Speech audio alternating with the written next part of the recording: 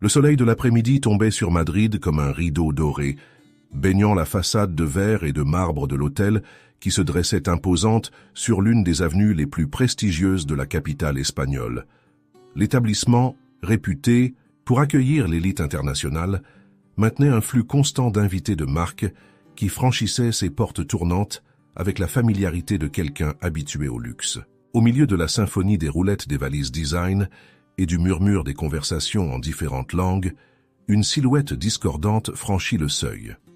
C'était un homme d'un certain âge, d'environ 70 ans, qui marchait avec la tranquillité de quelqu'un qui a parcouru de nombreux chemins dans la vie. Ses vêtements, bien que propres et soignés, révélaient une vie loin d'être luxueuse. Une veste en tissu usée par l'usage, des chaussures confortables mais usées, et une casquette qui avait perdu sa forme originale après des années de service fidèle. Le contraste était évident. Alors que les cadres en costume sur mesure et les touristes en vêtements de créateurs se déversaient dans le hall en marbre poli, le vieil homme s'arrêta un instant, contemplant les énormes lustres en cristal suspendus au plafond comme des cascades gelées. Ses mains, marquées par des décennies de travail sous le soleil portugais, tenaient fermement un petit sac de voyage, aussi modeste que son propriétaire. L'atmosphère du hall, habituellement un espace d'efficacité raffinée, sembla s'arrêter un instant. Les invités jettent des regards en coin, certains par curiosité, d'autres par désapprobation à peine dissimulée. Un couple qui attendait à la réception s'écarta subtilement, tandis que le vieil homme s'approchait du comptoir, comme si sa simplicité était contagieuse. La réceptionniste, une jeune femme impeccablement soignée, leva les yeux de son écran avec une expression oscillant entre la surprise et le dédain. Son regard scrutateur balaya la silhouette du visiteur, s'arrêtant sur chaque détail qui confirmait ses préjugés. Ses lèvres, peintes d'un rose parfaitement professionnel, se courbaient en un sourire qui n'atteignait pas ses yeux. « Puis-je vous aider ?» demanda-t-il, sur un ton qui suggérait le contraire. Le vieil homme, habitué à la simplicité des relations humaines dans son village, où la valeur d'une personne ne se mesurait pas à son apparence, souriait avec une gentillesse sincère. « Quand est-ce, s'il vous plaît? Ils m'attendent, » répondit-il dans un portugais doux, avec l'accent caractéristique des zones rurales. La réceptionniste échangea un regard entendu avec sa collègue, qui observait la scène avec un intérêt mal dissimulé. « Avez-vous une réservation ?» demanda-t-il, son ton étant désormais ouvertement condescendant. Le vieil homme hocha la tête, sa dignité intacte face au scepticisme évident. « Mon neveu s'est occupé de tout, » explique-t-il avec la même sérénité. « Et pourrais-tu me dire le nom de ton neveu ?» La pause avant le dernier mot était chargée d'incrédulité. Le vieil homme, qui avait affronté les rigueurs de la vie avec le même calme qu'il affichait maintenant, répondit calmement « Cristiano Ronaldo ». Le silence qui suivit était si épais qu'il aurait pu être coupé au couteau. La réceptionniste cligna des yeux plusieurs fois, comme si elle avait besoin de traiter ce qu'elle venait d'entendre. Un rire nerveux s'échappa de ses lèvres, alors qu'elle tapait quelque chose sur son ordinateur, probablement pour confirmer ce qu'elle considérait comme un mensonge évident. Les employés à proximité ont commencé à se diriger vers le comptoir, attirés par la situation comme des papillons de nuit vers une lumière. Un agent de sécurité s'est approché discrètement, évaluant si son intervention serait nécessaire. Le vieil homme se tenait là, patient, tenant son modeste sac de voyage, sa posture droite non pas par fierté, mais par la dignité naturelle de quelqu'un qui a vécu une vie honnête. Ce que personne dans ce couloir ne savait, c'est que l'homme avait été témoin des premiers pas d'une légende du football. Ses mains calleuses avaient applaudi les premiers buts d'un enfant qui rêvait de stade plein. Ses paroles d'encouragement ont soutenu la détermination d'un jeune chrétien lorsque les difficultés semblaient insurmontables. Dans sa modeste demeure, il avait partagé des dîners simples avec celui qui était désormais considéré comme l'un des meilleurs footballeurs de l'histoire. Le temps semblait s'étirer tandis que la réceptionniste consultait son système, ses doigts se déplaçant nerveusement sur le clavier. Le murmure des conversations dans la salle avait diminué, comme si tout le monde attendait le dénouement de cette scène inhabituelle. Le vieil homme, inconscient de la tension que sa présence avait générée, observait les détails architecturaux du lieu avec un intérêt sincère, appréciant la beauté de l'espace sans se sentir intimidé par sa grandeur. La réceptionniste a ajusté sa posture, se tenant plus droite comme si sa taille supplémentaire lui donnait plus d'autorité. Ses doigts, décorés d'une manucure impeccable, tambourinait sur le comptoir de marbre, tandis qu'elle regardait le vieil homme avec un mélange d'incrédulité et de dédain. Le nom qu'il venait d'entendre, Cristiano Ronaldo, résonnait dans son esprit comme une mauvaise blague. « Monsieur », commença-t-il, allongeant chaque syllabe avec une condescendance délibérée, « c'est un établissement de premier ordre. Nous accueillons des personnalités internationales et des personnalités publiques de haut niveau. » Ses yeux parcoururent à nouveau la veste usée du visiteur, s'arrêtant sur les fils détachés de l'ourlet. « Tu comprends ce que je te dis ?» Le vieil homme hocha la tête calmement, ses yeux reflétant une sagesse que son interlocuteur était incapable de percevoir. « Oui, mademoiselle, je comprends parfaitement. Mon neveu m'a expliqué que c'est l'un des meilleurs hôtels de Madrid. » Son accent portugais doux mais distinctif suscitait des sourires narquois chez le personnel qui s'était rassemblé discrètement autour du comptoir. Un groom murmura quelque chose à l'oreille de son compagnon, provoquant un rire à peine contenu. La réceptionniste, enhardie par le soutien silencieux de ses collègues, a continué son interrogatoire. « Et vous dites que Cristiano Ronaldo, le quintuple vainqueur du Ballon d'Or, est votre neveu ?» Son ton suggérait qu'il était plus probable que les étoiles pleuvent cette nuit-là. « C'est vrai », répondit le vieil homme avec le même calme. Ses mains, patinées par des années de travail honnête, reposaient calmement sur le comptoir. Il n'y avait pas un seul iota de l'insécurité que beaucoup afficheraient sous un tel regard. Il m'a invité personnellement. Il a dit qu'il avait une surprise pour moi. La réceptionniste a échangé des regards avec le directeur de service, qui s'était approché en remarquant la situation inhabituelle. L'homme, vêtu d'un costume sombre qui criait l'autorité, s'est approché du comptoir avec la prudence de quelqu'un qui s'approche d'une situation potentiellement problématique. « Excusez-moi », intervint le directeur, sa voix semblant faussement amicale, « mais vous devez comprendre notre position. Nous ne pouvons pas simplement autoriser l'entrée à quiconque prétend avoir une relation avec nos distingués invités. » Il s'arrêta comme s'il expliquait quelque chose à un enfant. Surtout quand il s'agit de quelqu'un comme Cristiano Ronaldo. Le vieil homme écoutait attentivement, sa dignité intacte face au scepticisme général. Ses yeux, qui avaient vu un petit rêveur de Madère devenir une star mondiale, reflétaient un mélange de patience et de résignation. Elle avait déjà été confrontée à des préjugés similaires auparavant, mais il n'avait jamais réussi à briser son moral. « Je comprends votre inquiétude », répondit-il d'une voix calme, « mais je vous assure que je ne mens pas. Mon neveu m'a dit que tout serait arrangé pour mon arrivée. » Ces paroles, bien que fermes, étaient dépourvues de toute trace d'indignation ou de colère. La réceptionniste a tapé quelque chose sur son ordinateur, plus pour sauver les apparences que pour effectuer une véritable recherche. « Je ne vois aucune réserve en votre nom », déclara-t-il avec un air de triomphe à peine dissimulé. « Et comme vous le comprenez, nous ne pouvons pas contacter M. Ronaldo pour chaque personne prétendant être un membre de sa famille. » Le bourdonnement des conversations dans le couloir avait considérablement diminué. Les invités, passant à proximité, ralentissèrent le pas, attirés par la scène qui se déroulait. Certains avaient même sorti leur téléphone, espérant peut-être immortaliser un moment de tension digne d'être partagé sur les réseaux sociaux. Le vieil homme restait immobile, comme un chêne devant la tempête. Ses années de travail sous le soleil portugais lui avaient appris que la patience était une vertu plus précieuse que n'importe quel bien matériel.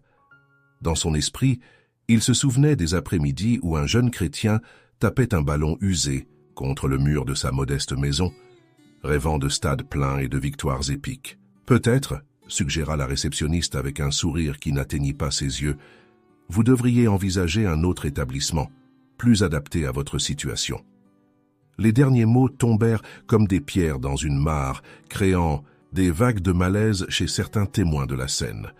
L'agent de sécurité, qui jusqu'alors gardait une distance de sécurité, commença à s'approcher d'un pas déterminé. Sa présence, même si elle n'était pas explicitement demandée, révélait clairement l'intention des employés de l'hôtel. Cet homme, avec ses vêtements usés et ses manières simples, n'avait pas sa place dans ce lieu de luxe et d'exclusivité. Ce qu'aucun d'eux ne pouvait imaginer, c'est que ses mains calleuses avaient applaudi les premiers buts de celui qui était désormais considéré comme l'un des meilleurs footballeurs de l'histoire. Que cette voix douce avait murmuré des mots d'encouragement dans les nuits de doute et de désespoir. Que l'homme qu'il méprisait avait été un pilier fondamental dans la construction d'un rêve qui inspirait désormais des millions de personnes. Alors que la tension montait dans le somptueux hall, le vieil homme se tenait debout, avec la dignité tranquille de quelqu'un qui a vécu assez longtemps pour comprendre que les apparences ne sont que la surface d'une histoire beaucoup plus profonde. Ses pensées se reportèrent inévitablement à ses jours à Madère, où un petit Cristiano, âgé d'à peine 7 ans, tapait dans un ballon usé contre le mur de sa modeste maison. Le personnel de l'établissement continuait de l'observer avec un mélange de suspicion et de dédain, ignorant que ses mains gercées par le travail étaient les mêmes qui avaient jadis cousu les trous des premières chaussures de sport de celui qui était aujourd'hui une légende du football mondial. Football. À cette époque où les ressources étaient rares, l'ingéniosité et l'amour compensaient les déficiences matérielles. « Monsieur » a insisté la réceptionniste, sur un ton qui avait perdu toute prétention de politesse, « si vous ne pouvez pas prouver votre lien de parenté avec monsieur Ronaldo, nous devrons vous demander de partir. » Ces mots flottaient dans le hall climatisé comme des feuilles sèches dans le vent. Le vieil homme hocha doucement la tête, se souvenant des innombrables fois où il avait vu son neveu affronter des obstacles apparemment insurmontables. « Je comprends votre position, » répondit-il d'une voix calme, « mais je vous assure que mon neveu m'attend. » Sa voix ne trahissait pas le moindre signe d'altération, comme s'il était habitué à ce que les gens doutent de sa parole. Dans son esprit, il repassait les images de ces matins où un jeune Cristiano se levait avant l'aube pour s'entraîner, alors que le reste du quartier dormait encore. Il était toujours là, préparant un petit déjeuner modeste, mais nutritif, s'assurant que le garçon avait l'énergie nécessaire pour poursuivre ses rêves. Un groupe d'invités de passage s'est arrêté pour observer la scène, leurs murmures à peine contenus ajoutant une autre couche de tension à l'atmosphère. L'agent de sécurité avait fait un pas en avant, sa posture suggérant qu'il était prêt à intervenir au moindre signe de problème. « Savez-vous combien de personnes viennent ici chaque jour en prétendant être des parents de célébrités ?» a demandé le gérant d'un ton qui se voulait raisonnable, mais qui était empreint de condescendance. « Nous avons des protocoles à suivre. Merci de votre compréhension. » Le vieil homme sourit légèrement, un geste qui atteignit ses yeux fatigués mais gentils. En sa mémoire, il a dessiné l'image d'un adolescent chrétien, assis dans sa modeste cuisine, partageant ses peurs et ses rêves. Les choses les plus précieuses dans la vie, lui avait-il dit alors, ne sont pas ce que l'on peut montrer, mais ce que l'on porte dans son cœur. Les minutes passaient avec la lenteur du miel en hiver. Certains employés ont commencé à échanger des regards gênés, commençant peut-être à se demander si leur traitement envers le visiteur était vraiment justifié. La dignité avec laquelle le vieil homme supportait l'examen minutieux et le dédain commença à éveiller un malaise silencieux chez ceux qui assistaient à la scène. Ses pensées se sont alors tournées vers cet après-midi crucial où un jeune Cristiano avait reçu l'offre de rejoindre les divisions de jeunes du Sporting Lisbonne. Le garçon, les larmes aux yeux, avait d'abord couru chez lui pour partager la nouvelle. « Mec, avait-il dit alors, j'ai réussi, mais j'ai peur de tout laisser derrière moi. »« La peur est normale, avait-elle répondu, mais les rêves demandent du courage. Et toi, mon neveu, tu as plus de courage que de peur. Maintenant, alors, que je me tenais dans ce hall luxueux, entouré de marbre et de verre, ces mots résonnaient avec une signification particulière. Le chemin qui a conduit son neveu des rues pavées de Funchal à devenir l'un des athlètes les plus renommés de la planète a été pavé de moments de doute, de dépassement et de détermination inébranlable. Un nouveau groupe d'invités a franchi les portes tournantes, apportant avec eux l'agitation des rues de Madrid. Ses vêtements de marque et ses valises contrastaient fortement avec l'apparence modeste du vieil homme, qui se tenait debout avec la même sérénité avec laquelle il avait fait face à tous les défis de sa vie. La réceptionniste, visiblement impatiente, s'est remise à taper sur son ordinateur, cherchant peut-être un moyen diplomatique de résoudre la situation. Le bruit de ses ongles sur le clavier marquait un rythme nerveux qui ne faisait qu'augmenter la tension du moment. Ce qu'aucun des présents ne pouvait imaginer, c'est que l'homme, qu'il regardait avec un mélange de pitié et de suspicion, avait assisté à la naissance d'une légende. Il avait vu les premiers dribbles, célébrer les premiers buts, sécher les premières larmes de frustration et nourri les premiers rêves de gloire. Sa présence dans cet hôtel luxueux n'était pas une coïncidence ou un mensonge, mais le résultat d'une promesse faite des années auparavant lorsqu'un jeune chrétien lui avait dit « Un jour, mon oncle, je te montrerai que tes sacrifices en valèrent la peine. Le son distinctif de l'ascenseur principal brisa la tension qui flottait dans l'air. Les portes chromées s'ouvrirent avec un murmure métallique et le temps sembla s'arrêter. Une silhouette immédiatement reconnaissable est apparue, dans le cadre illuminé. Cristiano Ronaldo vêtu d'un survêtement de créateur, avec cette allure distinctive qui avait fait de lui une icône mondiale. Pendant un instant, l'agitation du hall s'est transformée en silence absolu. Les téléphones portables ont commencé à s'élever comme des fleurs vers le soleil, tandis que les personnes présentes retenèrent leur souffle devant la présence inattendue de l'étoile. Cependant, le regard de Cristiano n'était pas dirigé vers les caméras ou vers les visages étonnés des riches invités. Son regard était fixé directement sur le vieil homme debout près du comptoir. « Oncle !» La voix de Ronaldo résonnait dans l'espace avec un mélange de joie et d'affection sincère. Ses pas fermes traversèrent la salle avec la même détermination avec laquelle il affrontait habituellement les défenseurs sur le terrain. Il n'y avait pas un iota de la prétention que beaucoup attendraient de quelqu'un de son statut. Ta réceptionniste, qui quelques instants auparavant affichait une autorité condescendante, se figea, son visage perdant sa couleur à chaque pas que Cristiano faisait vers le vieil homme. Le gérant, de son côté, commença à reculer discrètement, comme s'il voulait se fondre dans le papier peint élaboré du mur. « Je t'attendais », a poursuivi Ronaldo, en enveloppant son oncle dans une étreinte chaleureuse et sincère. Le contraste entre l'équipement de sport coûteux du footballeur et la veste usée du vieil homme a créé une image valant 1000 mots. Le voyage depuis le Portugal s'est bien passé. Le vieil homme, avec la même sérénité qu'il avait gardée tout au long de l'incident, souriait affectueusement. « Tout va bien, neveu. Le transport que tu as envoyé était très confortable. » Sa voix douce et sans prétention portait le même ton qu'il avait utilisé pour encourager un jeune chrétien dans ses premiers pas vers la gloire. Des murmures commencèrent à se répandre dans la salle comme des ondulations dans un étang. Les invités qui avaient regardé le vieil homme avec dédain quelques instants plus tôt se penchèrent maintenant en avant, essayant de saisir chaque mot de l'échange. La transformation de l'atmosphère était palpable. Le mépris s'était transformé en étonnement et la condescendance en admiration. Cristiano, sans lâcher l'épaule de son oncle, se tourna vers le personnel de l'établissement. Son expression, bien que cordiale, avait une teinte de sévérité qui ne passait pas inaperçue. « J'espère que vous avez bien traité mon oncle, » dit-il, même si son ton suggérait qu'il connaissait déjà la réponse. La réceptionniste essaya de formuler une réponse, mais les mots semblaient s'être évaporés de son esprit. Ses mains, qui auparavant tapaient avec tant d'autorité, tremblèrent maintenant légèrement sur le comptoir de marbre. Le manager s'est avancé, tentant de reprendre le contrôle de la situation. « Monsieur Ronaldo, » commença-t-il d'une voix de contrition professionnelle, « nous vous assurons que... » « Mon oncle, » interrompit Cristiano avec fermeté mais sans agressivité, « est la raison pour laquelle je suis ici aujourd'hui. Quand personne ne croyait en mes rêves, il était là. Quand nous avons dû coudre mes premières chaussures de football, parce que nous n'avions pas les moyens d'en acheter de nouvelles. Il l'a fait de ses propres mains. Le silence qui suivit ces paroles fut assourdissant. Les téléphones ont continué à enregistrer, mais ils capturèrent désormais quelque chose de plus significatif que la simple présence d'une célébrité. Ils documentaient une leçon d'humilité et de gratitude.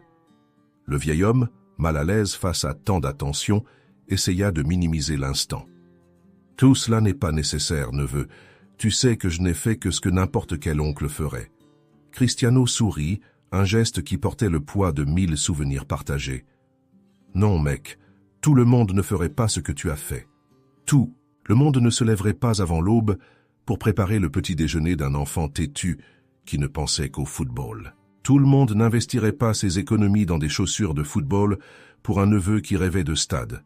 Complet. » Les mots flottaient dans le hall climatisé, chargés d'une émotion qui transcendait le luxe et l'ostentation du lieu.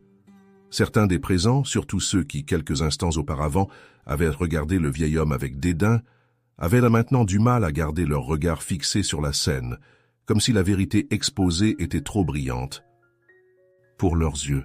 « Allez, mec », dit finalement Cristiano en prenant le modeste sac de voyage des mains du vieil homme, « j'ai une surprise préparée pour toi. » Alors qu'il se dirigeait vers l'ascenseur, Le personnel de l'hôtel s'inclina et s'excusa abondamment, mais aucun d'eux ne leur prêta la moindre attention.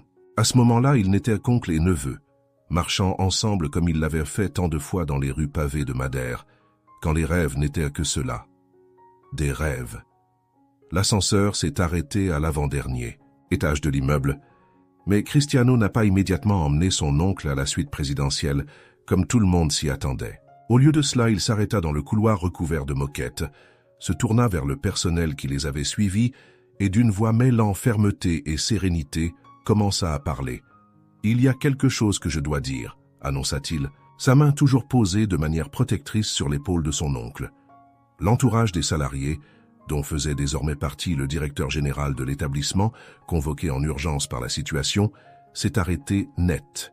La réceptionniste, venue sur l'insistance de ses supérieurs lui présenter des excuses formelles, gardait le regard fixé sur le luxueux tapis. Ce qui s'est passé ci-dessous, a poursuivi Cristiano, est le reflet de quelque chose que je vois trop souvent dans notre monde. Nous jugeons les gens par leur apparence, par leurs vêtements, par leur façon de parler, oubliant que la vraie grandeur n'a rien à voir avec ces choses. Le vieil homme essaya d'intervenir, mal à l'aise face à l'attention et au conflit. « Cristiano, mon fils, ce n'est pas nécessaire. »« Oui, mec, » l'interrompit doucement le footballeur, « parce que ce qu'ils vous ont fait ressentir là-bas n'est pas bien.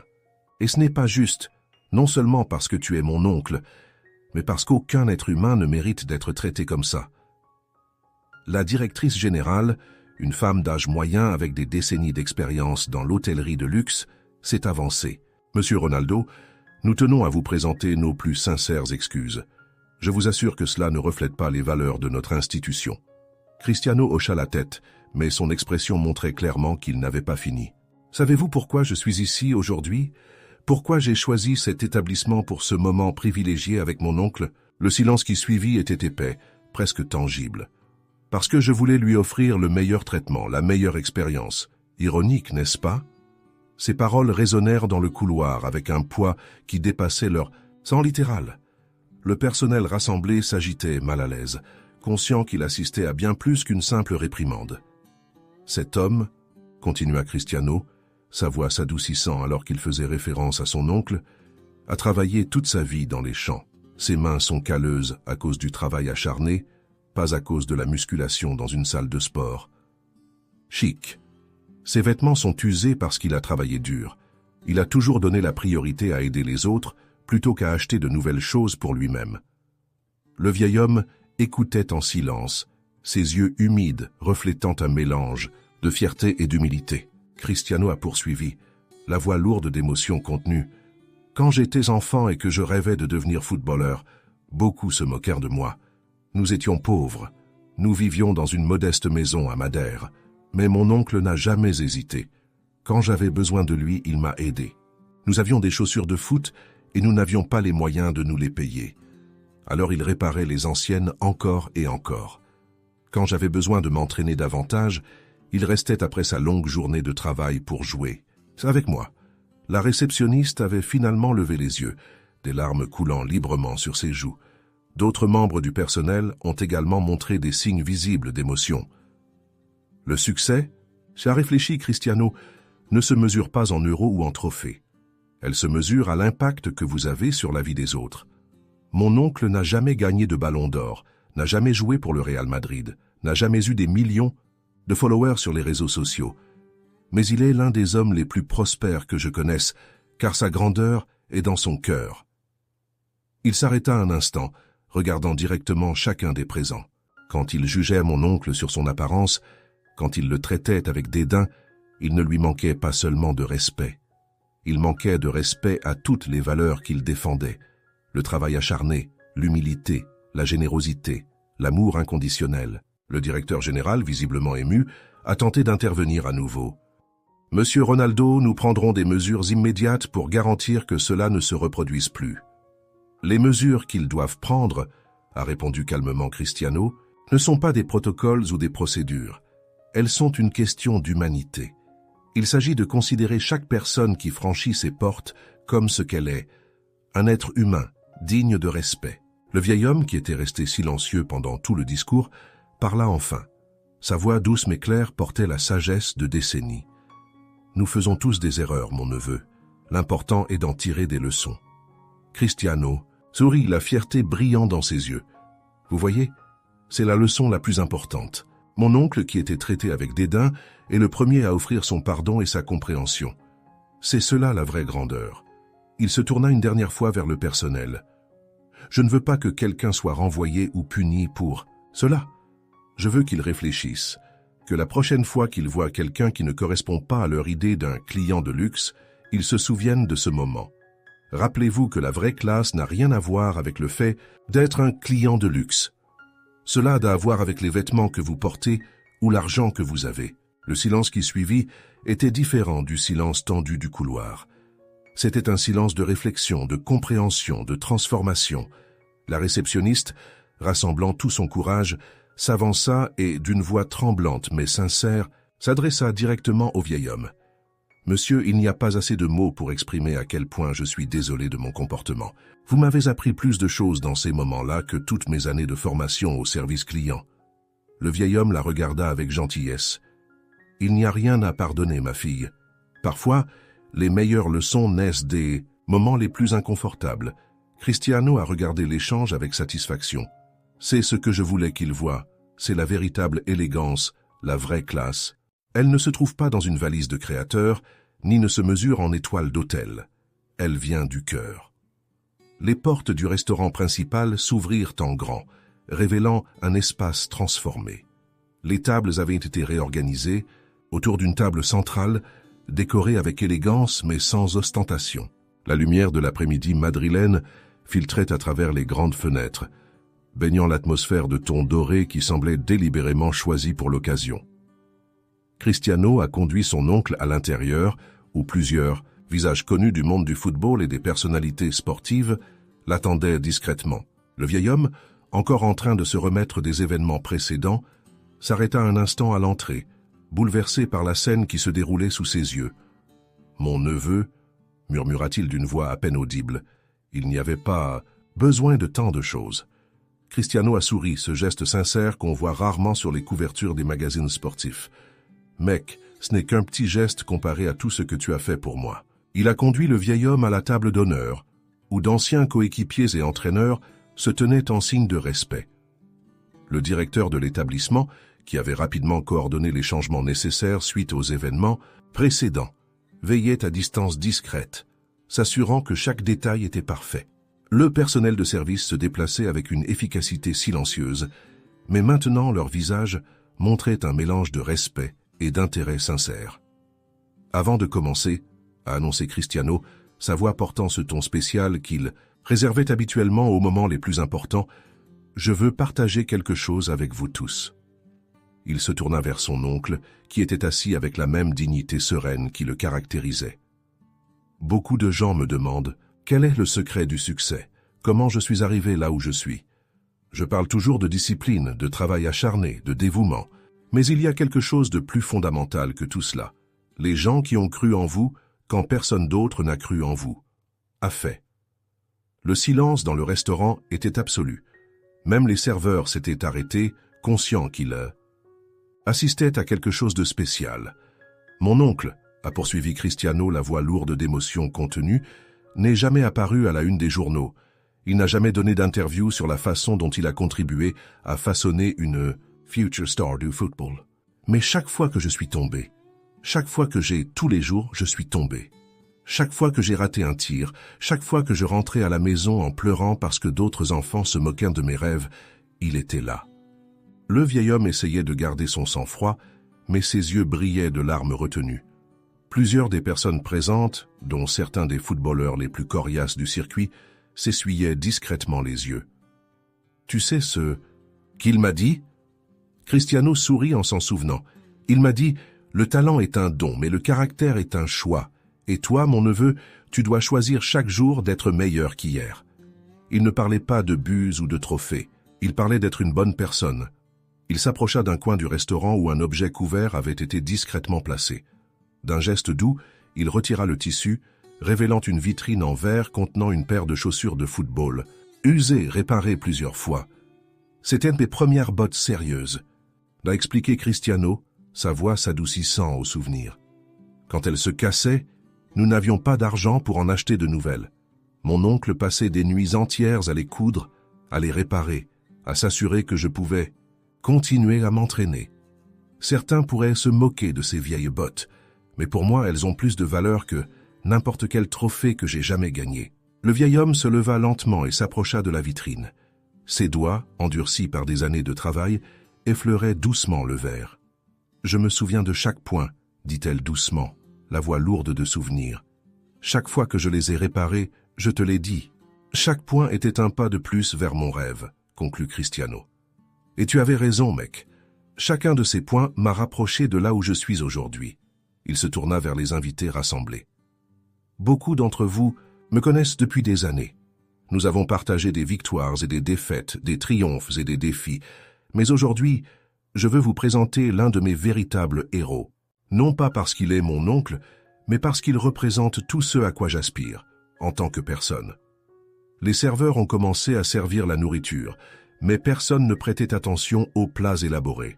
Tous les regards étaient fixés sur le vieil homme et son neveu, sur cette vitrine avec des bottes usées qui valaient plus que tous les bijoux et montres de luxe de la pièce. Le véritable héritage, a poursuivi Cristiano, ce ne sont pas les titres ou les records. C'est l'exemple que vous laissez, les valeurs que vous transmettez, l'impact que vous avez sur la vie des autres. Mon oncle n'a jamais eu de millions dans sa banque. Je n'ai pas de compte à rendre, mais il m'a donné quelque chose de bien, plus précieux. Il m'a appris que la grandeur ne réside pas dans ce que l'on a, mais dans ce que l'on donne. L'un des entraîneurs présents, visiblement ému, s'est levé pour partager sa propre histoire. « Maintenant, je comprends », a-t-il. A dit, pourquoi Cristiano a toujours été différent. Ce n'était pas seulement son talent ou son éthique de travail, c'était cette base, ces valeurs qu'il apportait de chez lui. Le vieil homme, bouleversé par le moment mais gardant sa dignité caractéristique, parla enfin. « Je n'ai fait que ce que n'importe quel oncle ferait pour son neveu. Le véritable mérite revient à Cristiano qui n'a jamais oublié ses racines. »« Non, mec, » l'interrompit doucement Cristiano, « le mérite est partagé, parce que sans des gens comme vous, des gens qui donnent sans rien attendre en retour, qui croient quand personne ne croit, qui aiment inconditionnellement, les grandes réalisations n'existeraient pas. » L'après-midi avançait et les conversations se déroulaient naturellement. Les invités, dont beaucoup étaient habitués aux environnements les plus exclusifs, ont écouté avec un réel intérêt les histoires simples mais profondes du vieil homme. Des histoires de matinées froides à Madère, de bals rapiécés, de rêves qui semblaient impossibles mais nourris d'amour et de dévouement. En fin de soirée, Cristiano a eu une dernière surprise. Il a présenté à son oncle un album soigneusement compilé documentant leur relation au fil des années. Des photos floues de la formation de son enfance aux coupures de journaux de ses premières réalisations professionnelles. Cet album, a expliqué Cristiano, est destiné à nous rappeler à tous que les moments vraiment importants de la vie ne sont pas ceux qui apparaissent sur les couvertures des magazines. Ce sont les petits actes d'amour, les sacrifices silencieux, les mots d'encouragement dans les moments difficiles.